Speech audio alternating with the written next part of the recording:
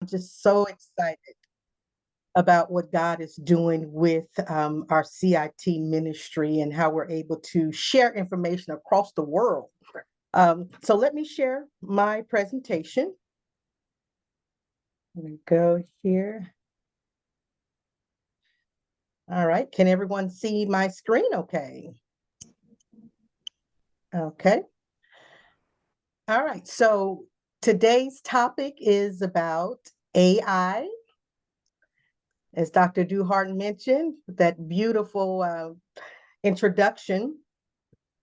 This is AI and cybersecurity and understanding AI risk and AI powered cyber attacks. A lot of times we're focusing on AI as a wonderful tool, which it is, but what the devil meant for evil, God can turn it around for our good. That's one thing. And then we also know that what's good, the enemy will make it evil. And so that's what the enemy has done, gotten to something so great and has perverted it, unfortunately. But hopefully after today's session, you will know how to protect yourself and be on the lookout for some red flags when you see certain behaviors that may look like an AI risk or AI powered attack. Okay, so we're going to talk about the basics of artificial intelligence, how AI functions, how to identify those AI related risks and attacks. We'll go over some best practices for protecting ourselves against these AI powered cyber attacks. And then I will hopefully have time for some questions and answers before we close out our session today.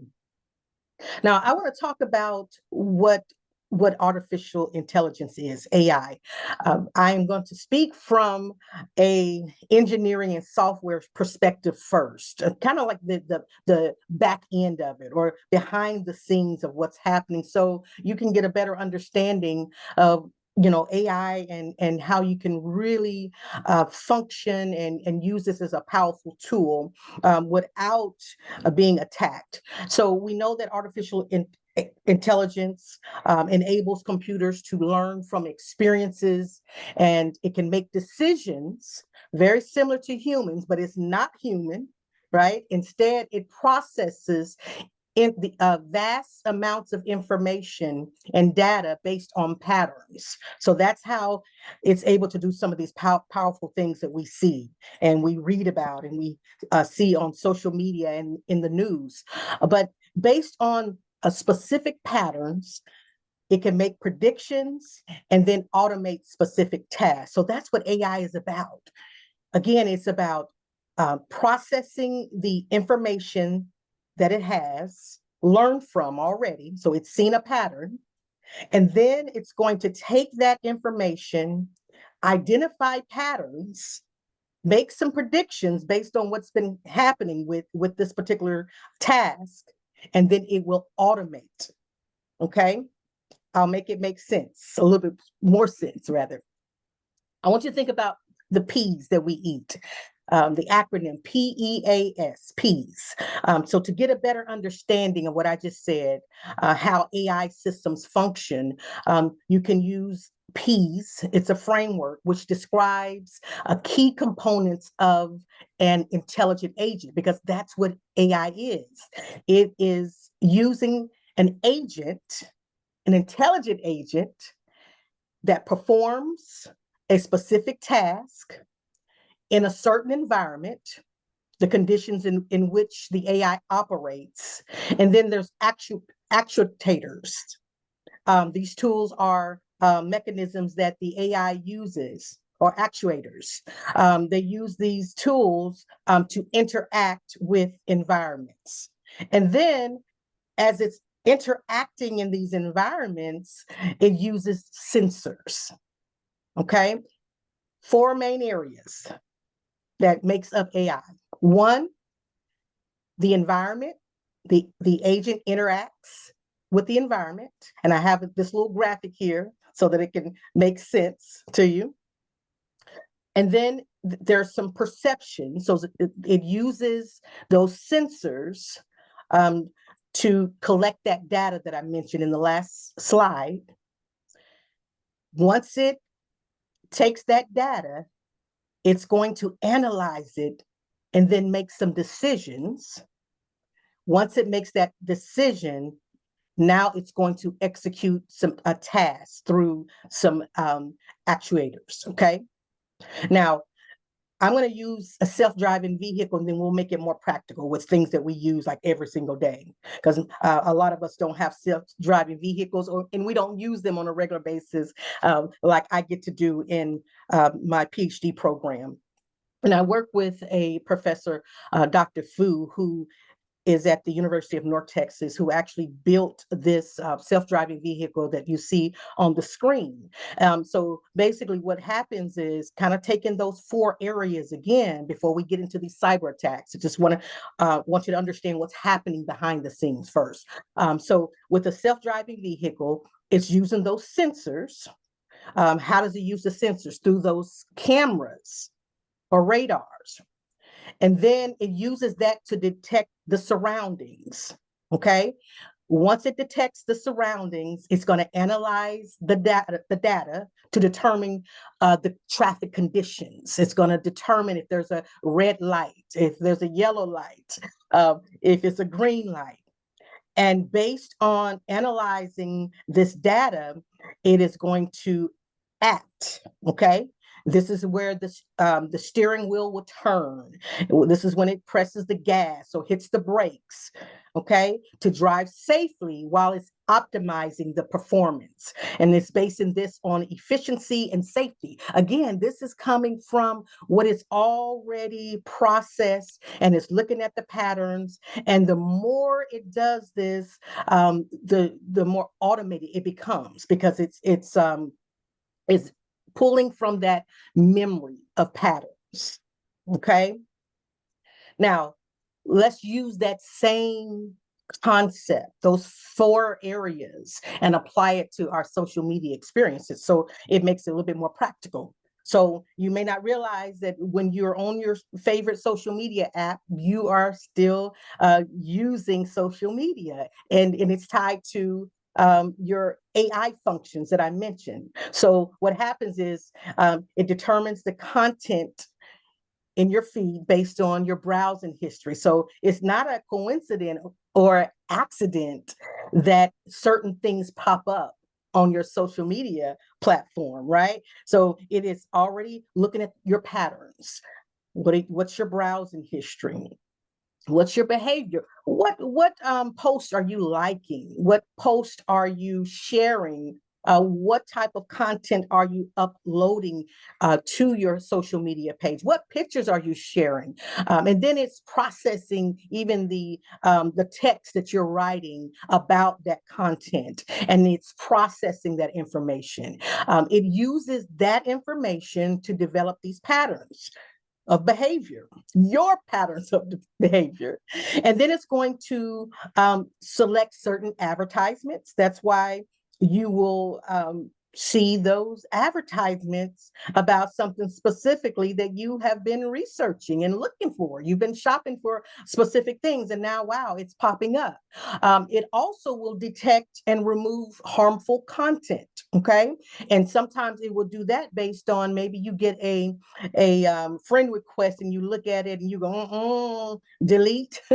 Okay, it even memorizes that or processes that information. It also will take those power chat box and recommendations, and based on that information, you will see certain things coming down your timeline. It's a very, very powerful tool.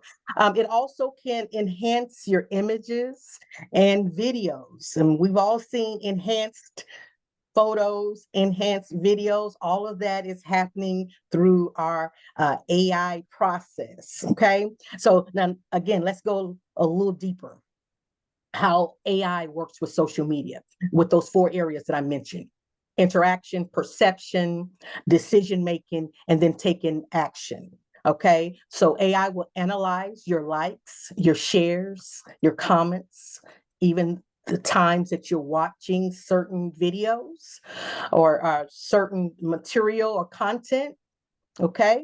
And look at that picture while I'm talking about it. So you've got your agent in the middle. So social media is the agent. Now it's going through some sensors, right? Which is the perception. So it's using those sensors to track user interactions. It's using facial recognition and content analysis. So all of these things you're doing, that agent, which is social media, is taking this information, it's processing it, it's perceiving it, and then it's going to take that information and it's going to make some decisions. AI now is going to recommend some content.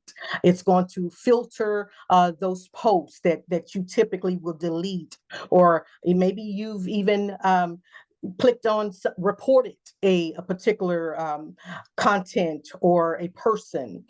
It's even going to suggest friends based on your behavior. And then it's going to select those ads, as I mentioned before. Again, interaction, the perception, decision making, and then it's going to take action based on those 3 steps by updating your feed, displaying those ads, as I mentioned before. It's going to block things that are not right and dangerous. And then sometimes you will even see it generate captions that it's taken action. As you see the diagram on the screen here, you've got your sensor. It is taking percepts and actions into the environment.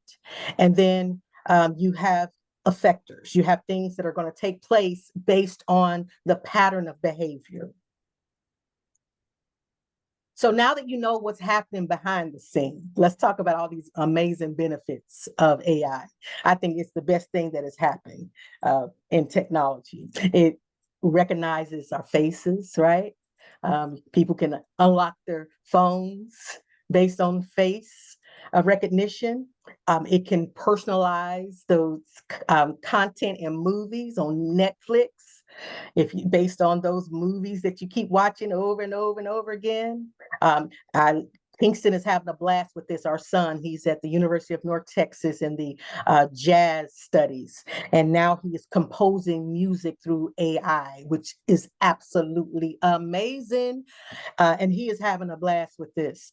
And he showed me some things, and I'm like, okay, this is just crazy what AI can do. But it's awesome. It assists in space, right?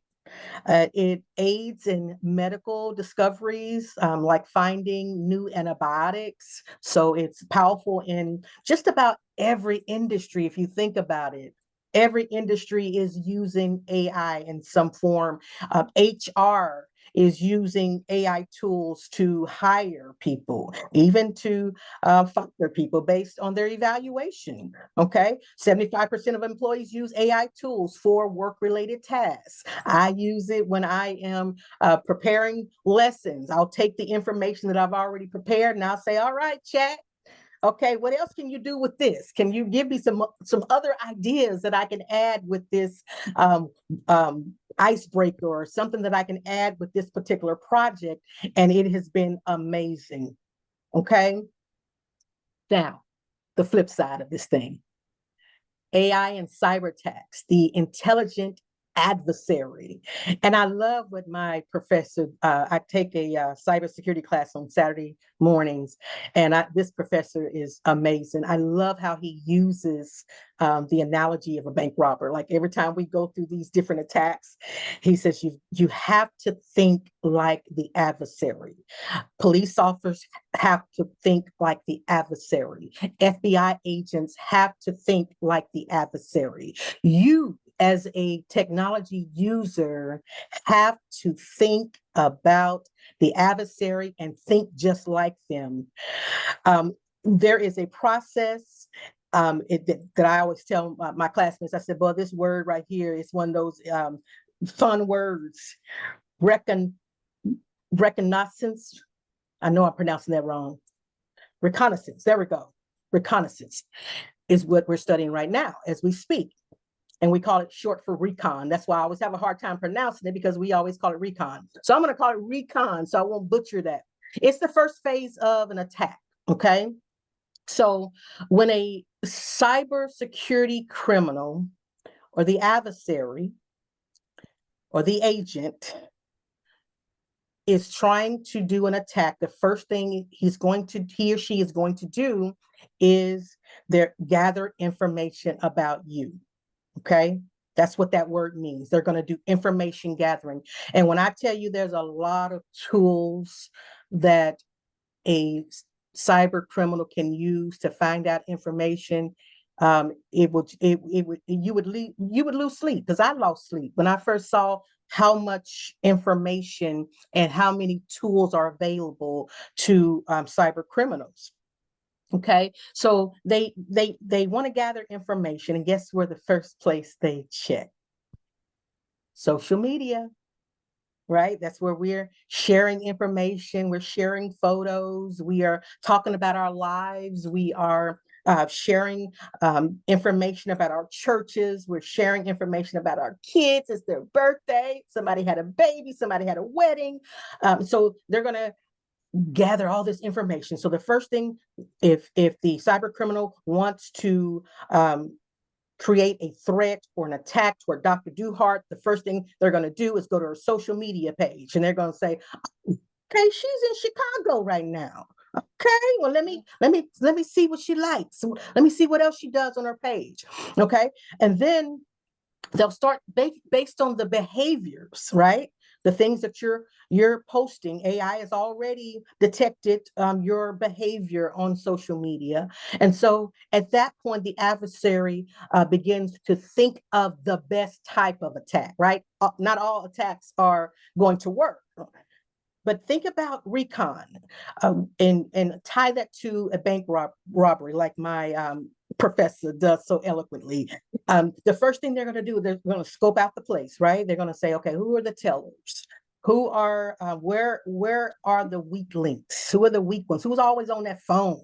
On social media, who's always distracted with other things? Okay, where are the doors? Where's the safe? Where are the security guards? All right. And so based on all of that information gathering, now they're going to start thinking of their plan. Most of the time they're going to get some partners, right?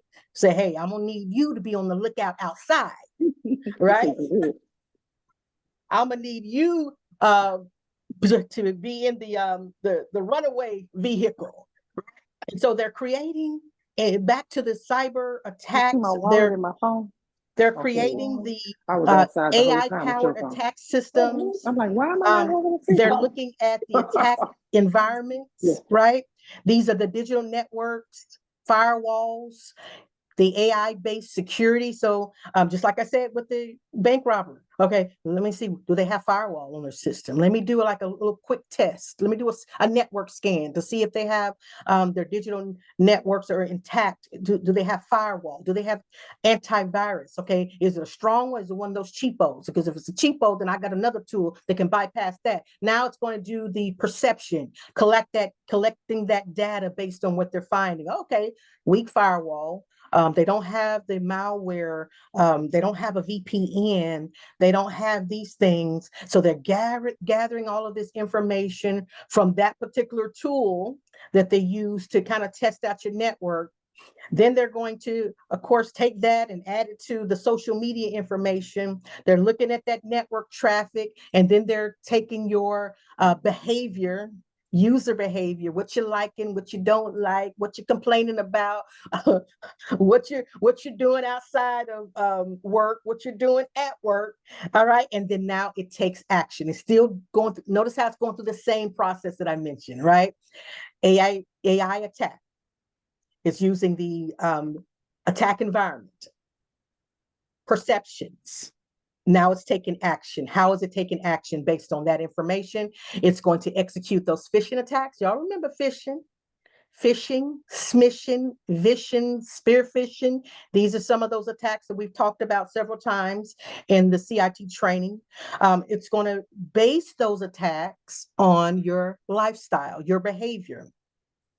It may be phishing attacks based on your lifestyle. It may be a deep fake scan attack. It might be a brute force password cracking attack, or it may be that DDoS attack, which is basically just going to shut your system down so that you can't use it at all. And then there's ransomware, where we'll shut it down or make the available resources that were available to you to shut it down. And they really love hitting government systems, banks, things like that, where they have to have it, and they'll ask for a ransom. We'll give you your data back or access if you give us X amount of dollars. So again, this is AI and cyber attacks. So let's talk about some of these other attacks, some of these AI risks and concerns. Okay, we've heard about this, the lethal autonomous weapons. These are those AI-powered weapons that can select and attack targets without even having a human touch the device, okay? Militaries will use drones. We've seen police officers use them when they're trying to get into an environment where there may be a hostage situation or a bank robbery, and they will make life or death decisions without human approval based on human behavior. They'll send that drone in or that bot in, and that bot will see certain patterns in that particular criminal and immediately start shooting, right? Because they've seen the patterns of robbers who have hurt people. And so it automatically knows, uh-oh, I'm going to have to start shooting now before it kills others. So that's how military and police officers and law enforcement, FBI agents will use it as a weapon. You have mass surveillance and privacy violations. This is when AI will monitor phone calls. We know that can happen. The feds do it all the time. They will monitor emails, your social media, video footage when they're trying to catch a criminal. They'll look at all of that information to see if they can gather information, recon. There's that word again. An example of this would be an facial recognition used by law enforcement in ways that may violate privacy rights. Okay, I always share with my students on a regular basis that every industry that we work in, there's always going to be an ethical side of our industry, and then there's an unethical side. We've heard of bad cops. We've heard of bad teachers. We've heard of bad professors. We heard of bad bankers. I mean, so even when I was getting my undergraduate degree in business and accounting, that was the message that they, graduation, I'll never forget it. They said, you can take this information that you've learned from this school, this Christian school, and you can use it to bless and help people, or you can be like those others who will use it to hurt and harm people and to be unethical. So you're going to have that in most industries, and so you have to be very, very mindful of that situation. We've heard about law enforcement selecting the wrong person based on the wrong facial recognition. I know people personally who have been stopped and for a traffic ticket, and unfortunately AI used their face and matched it up with the wrong name or vice versa, and they were arrested because it was just wrong information. Or they will use this information to violate, like I said, our privacy.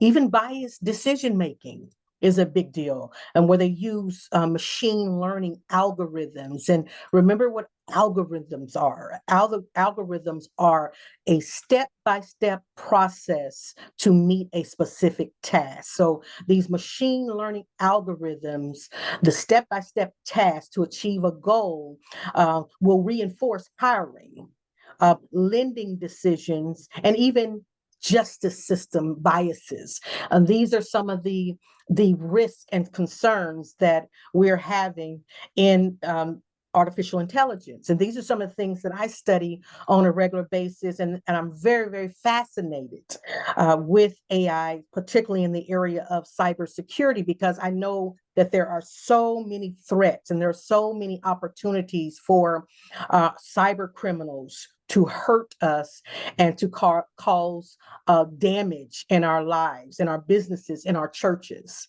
And it could be even our children, right? Even in the school systems. AI risk and concerns also impacts job loss, economic disruptions. AI will automate tasks that can lead to job displacement in manufacturing. We've heard this over and over again, where AI is getting rid of jobs. We're seeing it, right? In the grocery stores, at CVS, at Walgreens, where they're being replaced. AI is replacing cashiers and customer service. I know you've experienced what I've experienced. You try to get customer service, and then the AI just keeps coming back on it. Okay, please press 1 if you want to do this, and I'm like, no, I just want to talk to a person. So that can be very, very frustrating. There are some safety risks in the autonomous systems, like I said, with self-driving vehicles. Now, I know this to be a fact because I've taught different classes, engineering classes, and specifically computer science, where I taught students how to use self-driving vehicles. And at the university where I am now, I'm working with, or have worked with, Dr. Fu, who is the professor who has created this self-driving vehicle that he is constantly testing.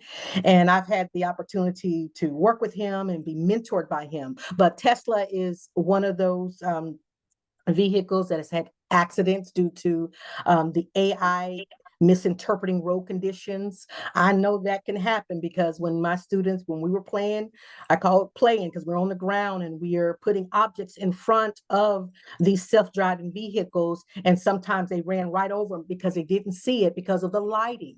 And so we would do different tests, and my kids got so fascinated with this process because they would turn on the light, and then the self-driving vehicle would make a different decision. They would dim the lights, and then it would make another decision. So we have seen this time and time again where the self-driving vehicle did not see people of color, which was bizarre. But I can see how that can happen with lighting situations because I've experienced that firsthand. Cybersecurity and AI's dual role. AI can help defend against cyber attacks. So just like we can, and I say we as in hackers. So there's ethical hackers, and then there's unethical hackers, or we identify it by colors. Your white hat hackers are your ethical hackers, and your black hat hackers are those ones who are unethical. And then, of course, you have gray hat, and those are the people in between. Those are those folks that they just do it because they can, because they just have a natural ability to explore and figure it out. And sometimes law enforcement will use those gray hat hackers, and they'll say, look, before you get on that side, the dark side, let us work with you and give you some opportunities to help secure systems and help the government to protect networks and in different companies, so that we can make a difference and not hurt people, but actually help people and help these systems to be stronger in any way that we can. And so, of course, on the flip side, the black hat hacker can create these AI generated phishing emails, or they can generate these AI generated friends that you might think is a handsome man or a beautiful young lady, but really it's a bot that is used in those 4 areas that I talked about, the agent, and then it's in its environment, it's studying your behavior, and it's taking action based on your behavior, okay? But then we also have that flip side, the positive side, where we're using different tools and programs to help protect systems, which is a great thing. Of course, it's constantly evolving. And so we're going back to the lab daily to figure out what's happening, what went wrong. And I shared this with someone here recently. Now, when you're at your house and you realize that there's something that's unsecure, maybe your door is a little loose, and you may not realize that it's loose until something happens, right? Same thing with cyber attacks. Sometimes you don't realize there's a weakness in your system until you get hacked. You don't realize that there's a weakness in how you interact online until someone gets into your bank account, or someone pretends like they're you, or steals your identity. Some real world cybersecurity attacks, and then we'll wrap this up. AI voice cloning. I've talked about this before, where they'll record your voice and have full conversations with people. AI phishing emails, again, creating those fake messages. And it could be leaders in the church, it can be your boss, it can even be your girlfriend, your boyfriend, your husband, your wife, your child, right? You think it's them because it looks so familiar. It looks like them and it acts like them. So you think it is them. Of course, a major attack is and threats is the AI social media bots, where they're creating these fake accounts, impersonating church members, impersonating friends, and impersonating family members. And then one of the big ones is the AI deep fakes. I hope y'all are taking notes, y'all. This is some serious stuff. This is when they can create fake videos of public figures used to manipulate opinions. All right. Now, this is a serious one. This has impacted not only celebrities, but it's also impacted people near and dear to my heart. So do not be quick to believe a video that you see about your friend or family or celebrity, because they can create a deep fake. Okay. This is a very highly realistic fake audio, video, and images. Yes, I hate to get graphic, but they can even take your face and put it on something that is inappropriate. Okay. And it looks real. Look at this example of our President Obama. One is fake and one is real. It is very, very difficult to see the difference. So don't be so quick, my friends, to believe what you see on social media. Deep fake, that deep fake of Barack Obama, our president, from 2018. As you can see, BuzzFeed partnered with an actor, Jordan Peele, to create this realistic video. Okay, and this has happened to so many celebrities, and people believe it, and it can really cause some damage to reputations, businesses, and the list goes on and on. But the video was designed to show us how easy it could be for a malicious actor to create believable fake videos and photos. It's unbelievable. Lastly, how do you protect yourself from these AI-driven cyber attacks? Use your firewalls and antivirus. I know I say it every time, and I'm going to throw in a VPN, because the VPN is going to encrypt your traffic, your behavior, especially when you're going on different websites. Okay, they won't be able to see what you're doing to make those decisions.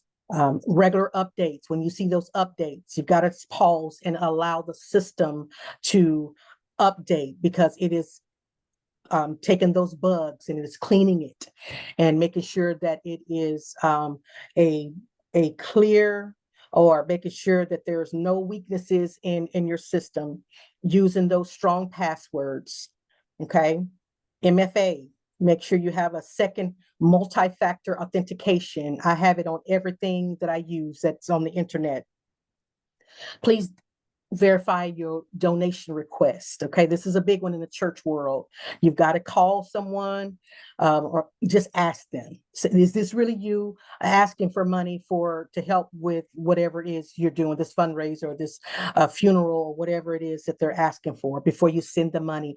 Is this you that sent me the text telling me to click in here and donate money? Make that call. Don't respond to the text or the email, just pick up the phone and call. Okay, that's an easy thing. And then what Dr. Duhart is doing, and I'm so excited that she's doing, educate, educate, educate. Okay, the people perish because of their lack of knowledge. Many people have been hacked because they just didn't know. You don't know what you don't know.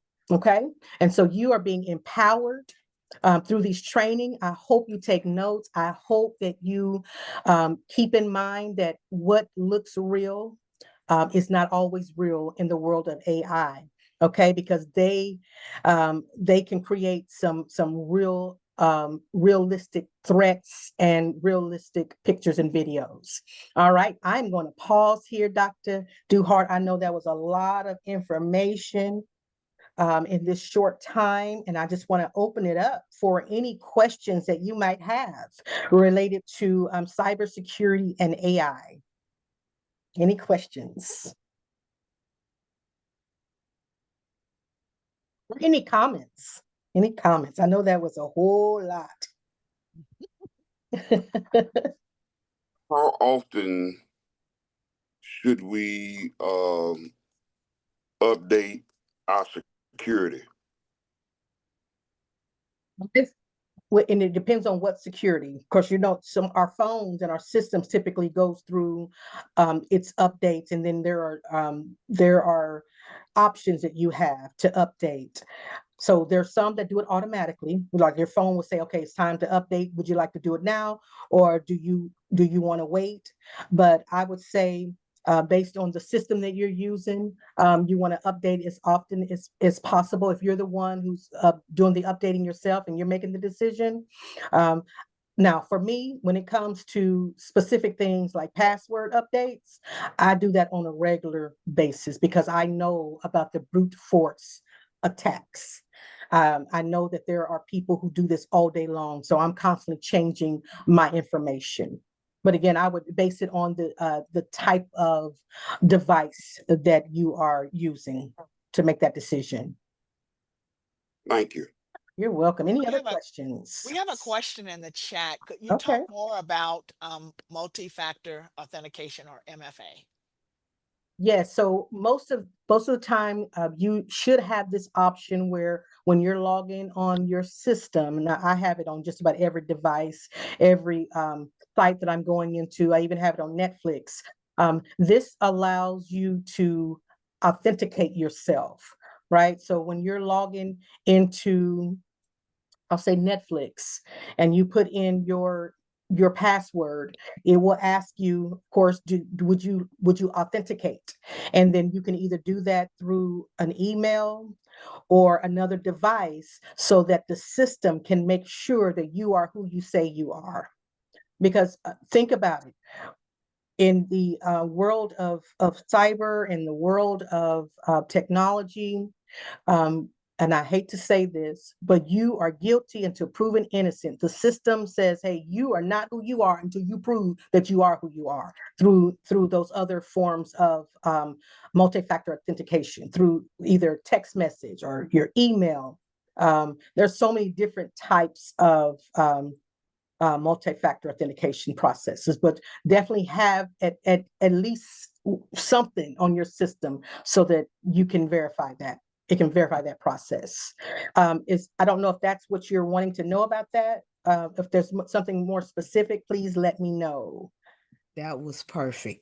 Thank you. Okay, I you're really welcome. understood what it meant. I didn't understand it clear at first, but yes, you Okay. had explained it. I used it and didn't know I was using See, it. that's why these trainings are good. We Yes. do a lot of this stuff and don't know that we're Thank using it, but you. everything has a name. Keep that in mind.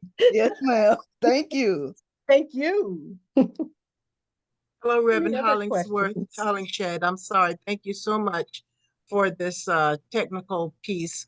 I have a question. I have HP Smart Friend, which if I get into problems, I usually go to HP Smart Friend and they come in and do whatever.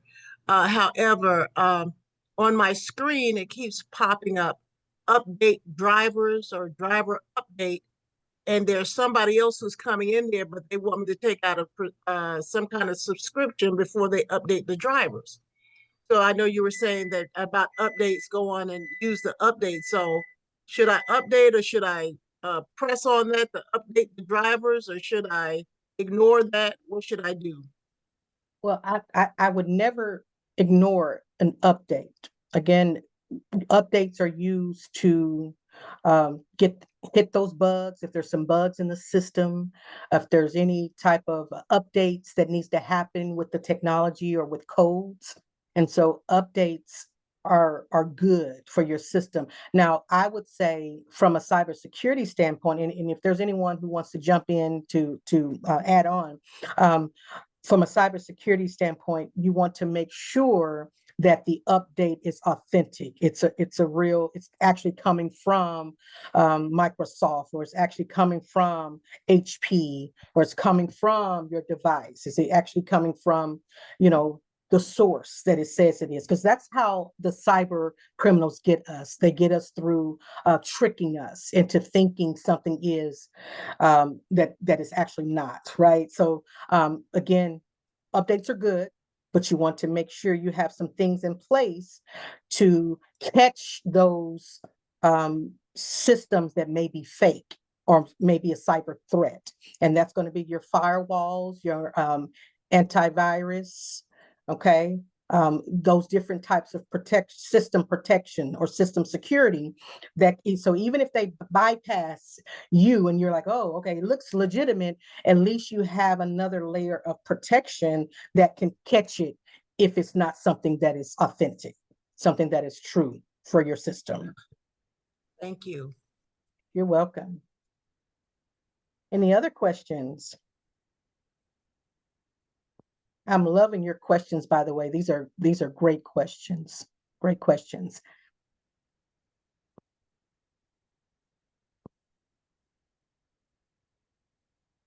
I don't think I see any more. See a lot I of have a question. Oh, there's one. Okay. It's not on cybersecurity or anything, but since you are a computer technology instructor, I have a computer question. Okay.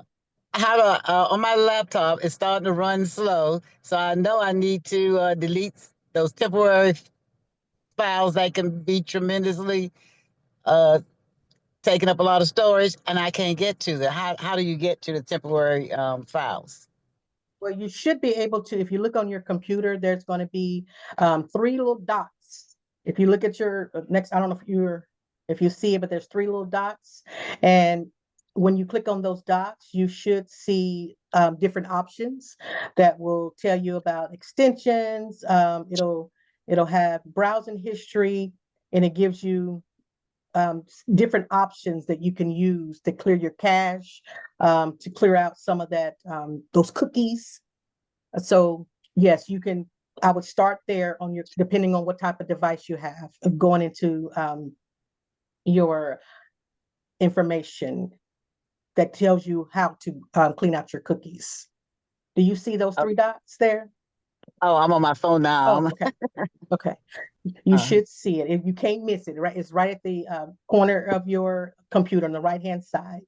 And you should be able to it'll walk you through those processes on how to clear that. And then of course, you want to make sure that there's no malware or a virus on it. So, run your antivirus as well, just to make sure, to be on the safe side, to make sure it's not catching something that may be slowing your system down. Okay, thank you. You're welcome. Ann Smith raised her hand. Okay. Thank you. Question? And it's a comment and a question, or Okay. a comment and a request. It was a very excellent presentation. But Thank when you. you mentioned cookies, it raised something, because if there is an opportunity for us to get a session on how to manage those cookies so that we maximize protection of our personal information, that would be very helpful, because even when you are looking at the different choices, it's not always clear what you should choose that won't interfere with the operation of your system.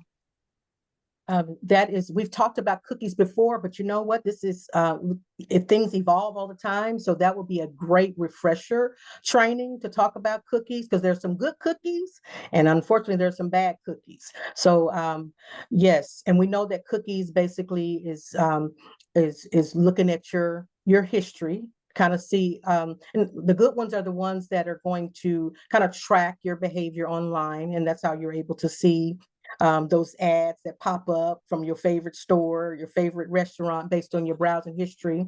And then, of course, the company that is using it a lot of times is advertisers. They use that to actually target you, because you make up their target market of people to send more advertisement.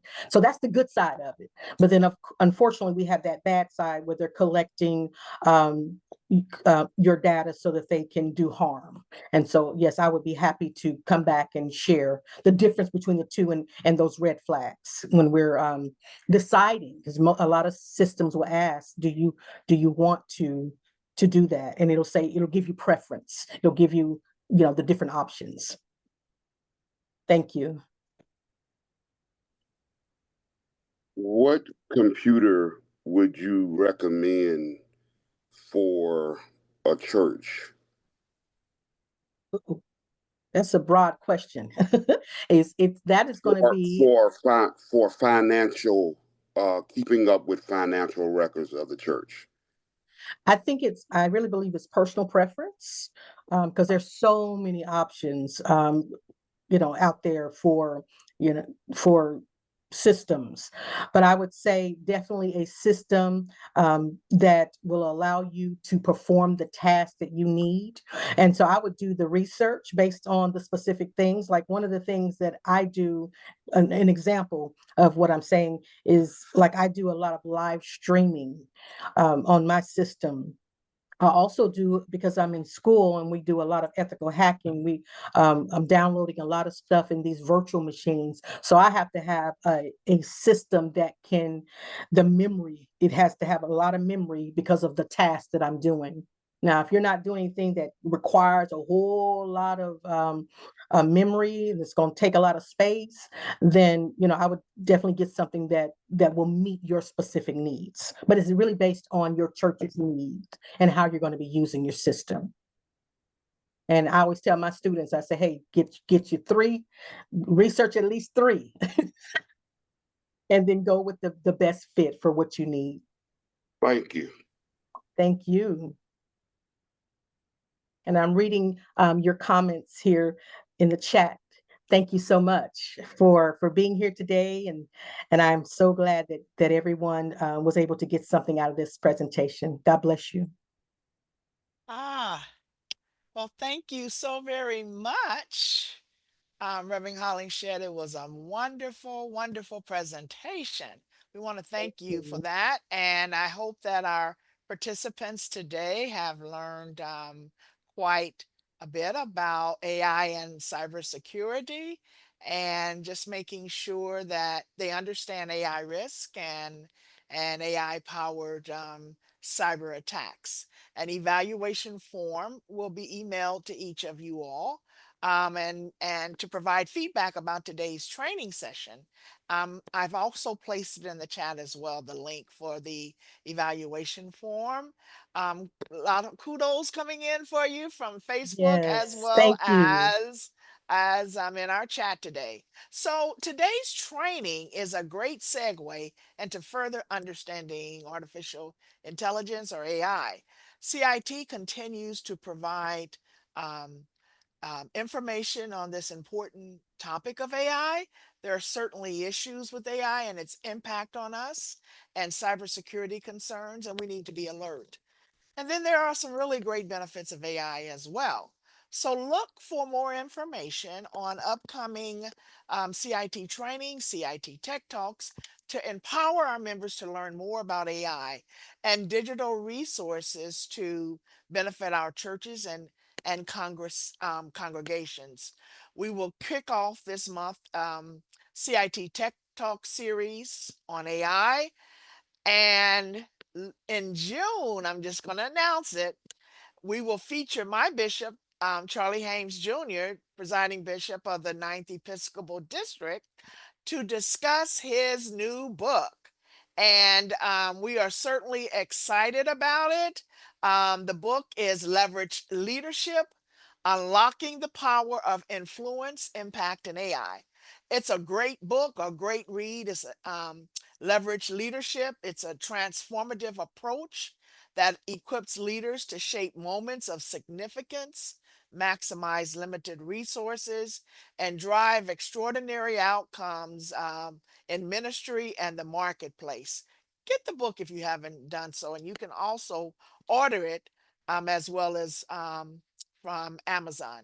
Just look for the book, Leverage Leadership, Unlocking the Power of Influence, Impact, and AI. So March and April, we will have more AI discussions, trainings, and in June, the tail end of the series, we'll have Bishop Haynes discuss his book and its influence on ministry.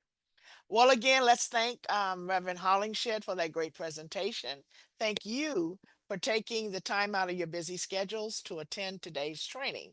Here's hoping that you have a great rest of the day, a Sunday worship service, a wonderful week ahead. And just remember that Lent starts this Wednesday. Have a wonderful Lent season. God bless each of you. Great day. Bye-bye. Recording and stop here.